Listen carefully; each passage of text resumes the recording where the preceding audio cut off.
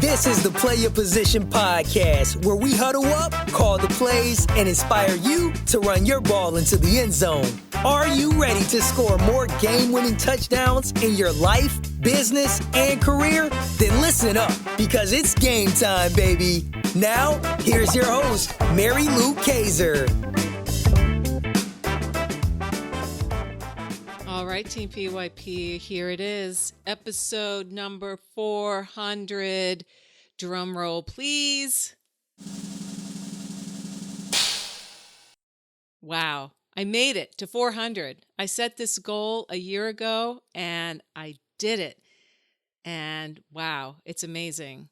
I'm reflecting on publishing 400 episodes in today's podcast episode of the Play Your Position podcast. That's saying the word podcast a lot of times, and I'm about to say it again. When I first launched this podcast in January of 2014, I was flying blind. Not kidding, for the most part, but seriously, not kidding. I'd read one ebook about podcasting. I watched maybe a video or two, and they weren't that long and they weren't that detailed. Because back then, there wasn't much available about podcasting, unlike today, where it seems as if everyone has a podcast or at least a course about how to do a podcast. In 2014, podcasting was still the Wild West of online media. As I record episode number 400 of PYP, I can say without a doubt that I made the right decision to start when I did, for no other reason than because it was the right decision at the time, even though I fumbled around a lot in the beginning. I made a lot of mistakes. It's fun for me to listen back to my early episodes, everything from the intro and outro music, which way too long. I was enamored with that song. So I think my intro lasts over a minute, which is a big no-no in podcasting. Here's a tip for you that is not included in the list I'm going to share with you momentarily. Intros need to be about 20 seconds max, and outros also need to be pretty short because people want to get to the meat of the podcast. They don't want to sit there and listen to this long, drawn-out song. Also, when I listen back to those early episodes, I can hear the host that I am today, but she was just getting started. I was discovering my voice, as they say in the industry. And I don't care what anybody tells you, when you listen to podcasts that have been around for as long as mine has, and you listen to their early episodes, I think the great hosts are willing to leave up those early days because it documents the journey. It showcases that they weren't always this superstar podcast rock star host, right? Today, I can say I'm really, really, really proud of my show. I am so proud of what I've built here at PYP with the help of lots and lots and lots of people. I have worked hard to learn how to be a better host. I worked hard to learn how to craft useful solo episodes, how to use some of the tech involved in producing a show. And I use Adobe Audition. There are other products on the market, but I love the Adobe Creative Suite. And because I have a subscription to it, it just makes sense for me to use Adobe Audition. Now, after a couple of years, those first couple of years of doing it all myself, everything from booking the guests to managing the calendar to editing to producing to creating show notes and then building the website and all that, I finally got smart and I hired help. I hired a producer who has made all the difference. Props go out to Dr. Podcasts, aka Daniel Romeros. You hear me mention him on my interview shows. He is a rock star. So if you are considering starting a podcast or know somebody who is, I highly recommend Daniel because he's easy to work with. He is generous in his time. He's quick to turn it around. I mean, I've just been so fortunate and so grateful to have him.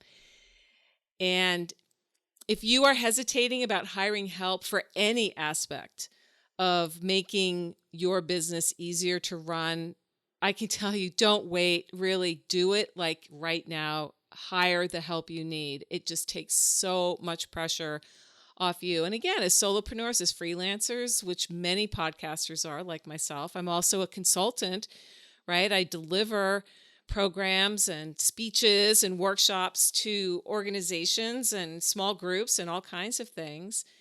You got to have help because it's really, really hard to manage all the moving parts by yourself. And thankfully, there are amazing systems now that can help us create an online business that includes a podcast like PYP. PYP for me is part of my marketing arm for my business. It's also something I'm really passionate about because I love podcasting. I really, really do.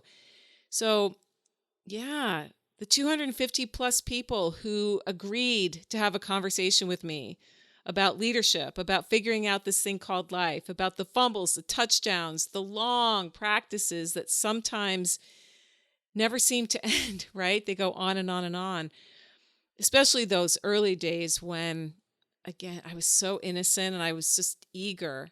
And of course, I'm grateful to my most recent guests and the guests that are going to continue to come on this show. But yeah, podcasting has opened a lot of doors for me. I've made new friends. I have formed strategic alliances. I've learned a ton about professions and industries I never would have learned about any other way if certain people hadn't come on my show and I was able to get inside their world and they were so generously willing to share what their world is all about. There's a lot of amazing people in this world doing great work that don't make the headlines all the time. So I also want to say, of course, Team PYP, where would I be without you? My faithful listeners, my sometimes in a blue moon listeners, I love you all the same. Well, okay, maybe I love my faithful subscribers a teeny bit more, but only a teeny bit. So if you're a every so often, once in a blue moon listener, I'm still grateful to you. I really am.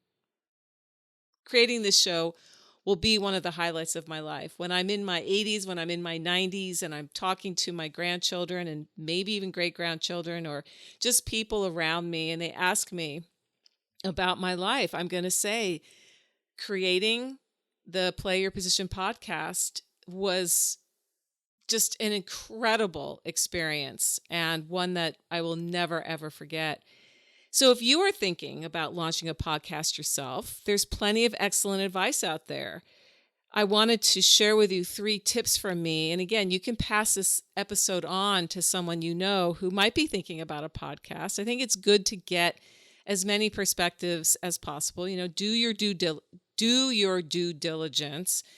Read, listen, talk to people, find out what's involved. And if you decide, yes, this is for me, here are 3 tips. Number 1, commit to the journey. This is a journey. There is no question. Success will not be overnight.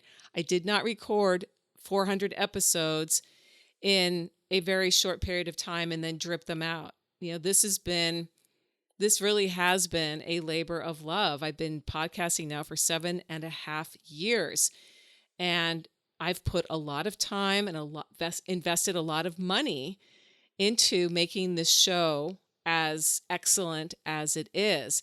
Keep in mind that no one will be Joe Rogan except for Joe Rogan, right? So we hear about these anomalies in different industries, and Joe Rogan happens to be the one in podcasting because he landed some phenomenal 7-figure deal with Spotify to have exclusive rights to his show.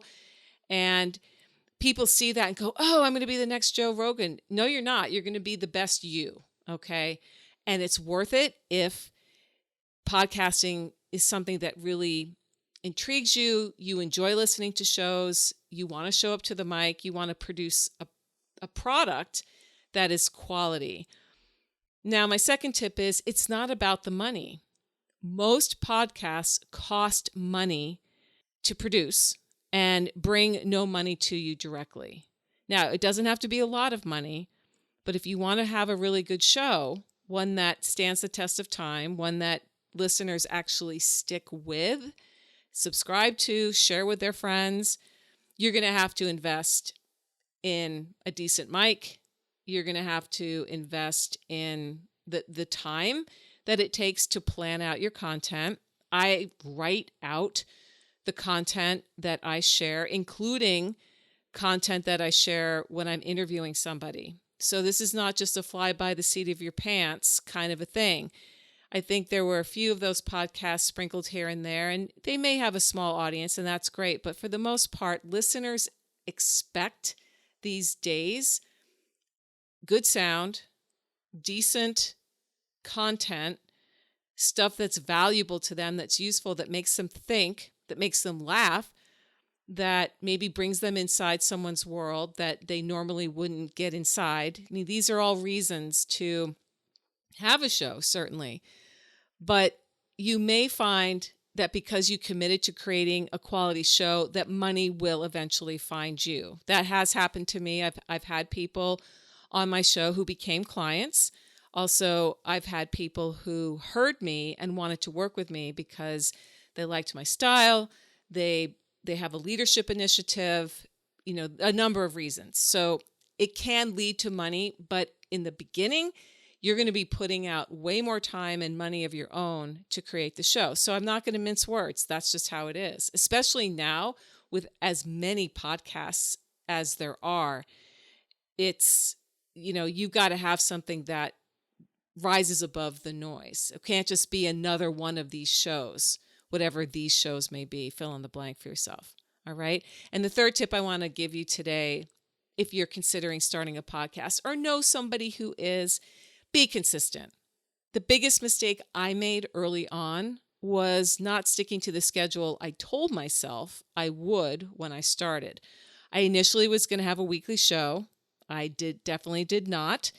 There were some gaps between episodes, and I look back and say, you know what? If I were to do it over again, I would make sure that I was consistent with publishing.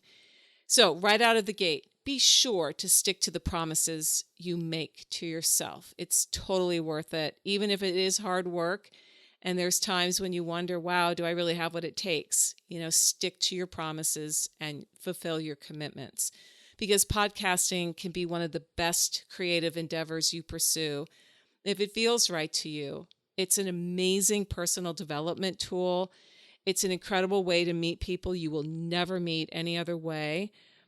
And when you commit to creating a quality show, whether it's an interview style, whether it's a solo episode, whether it's a series, whether it's something that's a combination, you will stand back once you've got your body of work behind you and be able to share your excitement and enthusiasm like I am with you today to hit 400 episodes. That puts me in the top 1% of podcasts in the world.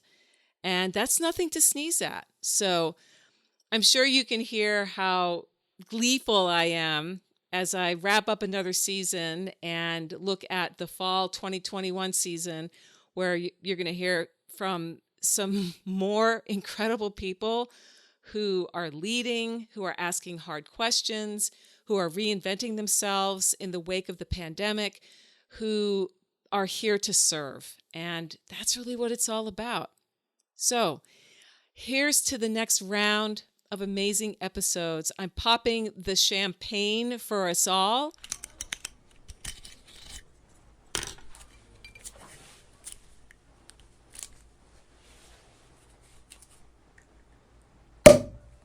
I'm pouring a glass.